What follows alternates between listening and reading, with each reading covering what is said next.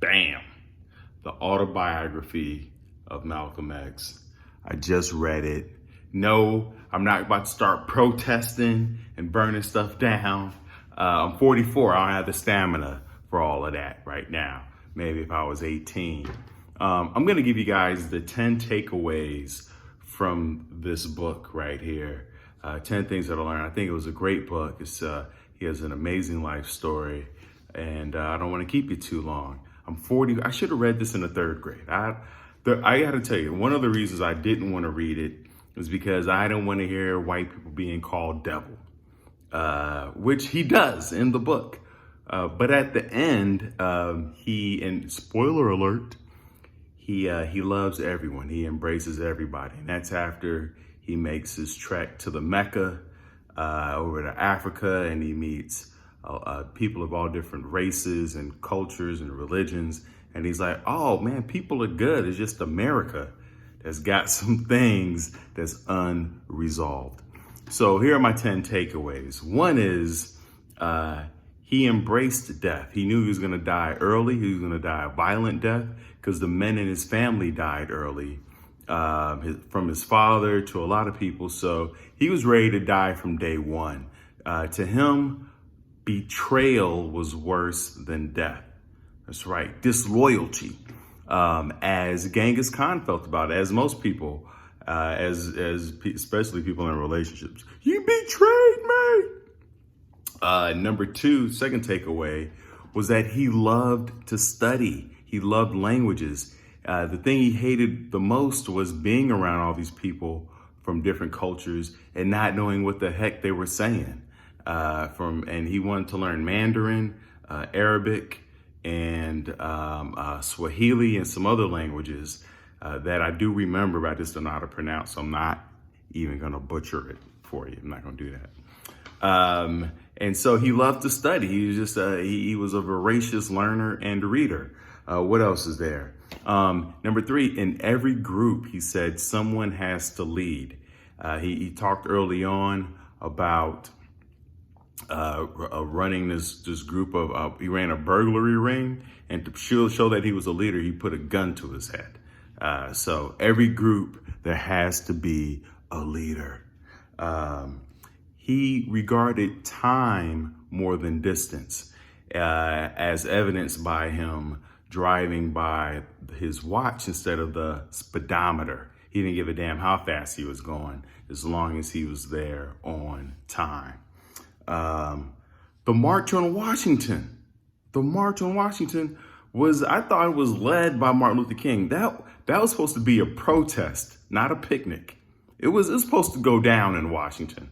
And then they threw Martin Luther King in there and some other Black leaders and even some white leaders and leaders of other cultures. And that's how they got it to be a very calm and docile movement. But it was supposed to go down. That March on Washington was supposed to be gangster.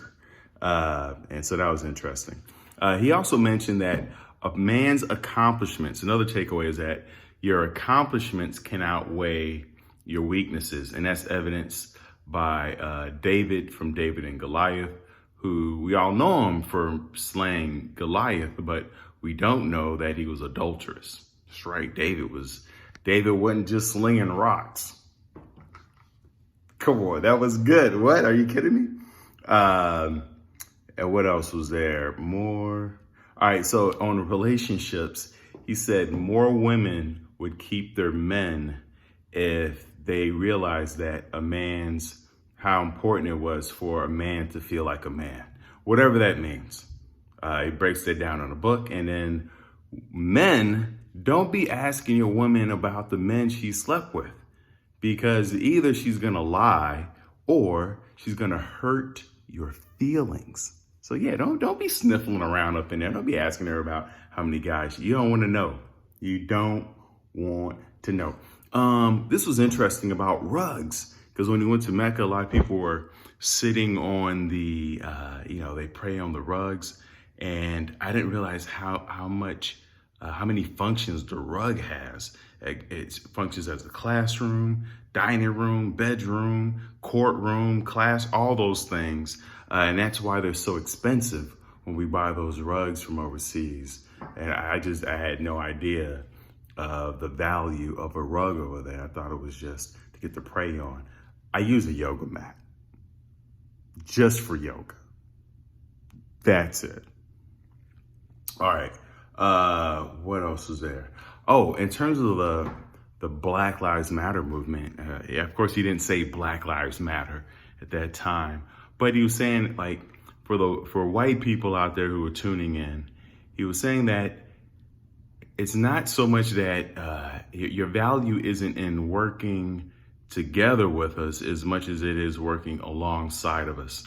And what he says is that when white people try to get involved in Black organizations and movements, they tend to take over because they have the financial and social capital to do so. The Black members of the organization start to rely on the white person with the money and the social capital. So he said it's better that white people get together with other white people and create a movement versus trying to attach themselves to Black movements. Create your own thing and forge ahead from there. I thought that was a powerful statement, as I've seen that played out a couple times. And last thing I'll leave with you was his father wanted to be self-sufficient. And this resonates because of the COVID and the quarantine and just realizing how dependent I've been on, the stores, restaurants, groceries, for food and shelter, and realizing that, like, I don't know how to build a home. I don't know how to grow food. I'm just starting a garden now. So to learn how to be more self-sufficient, if I have to go off the grid, if I have to go Walking Dead, you know what I'm saying? And so his father was very much that guy who built a home, grew his food, was very self-sufficient. And so I strive to be that person. It just validated how important that was. That's it. I think that was 10. I don't know. It sound like, I mean, this is long. This is enough, right? You don't need more than this. I appreciate you tuning in. I'm going to be posting more book reviews. I've been slacking lately. I've been reading a lot. I just haven't been posting all the book reviews that I've been. All right. I hope this finds you healthy. I hope you're well. I hope your family's well. Your community is healthy and strong. Hey, and check out my podcast. I have a podcast. Yeah, Before You Kill Yourself. It's a suicide prevention podcast. Go check that out. Even if you're not suicidal, it's just about how to live life better, how to sleep better, relationships, finances, all those things that we care about. So, and books. Talk to you soon.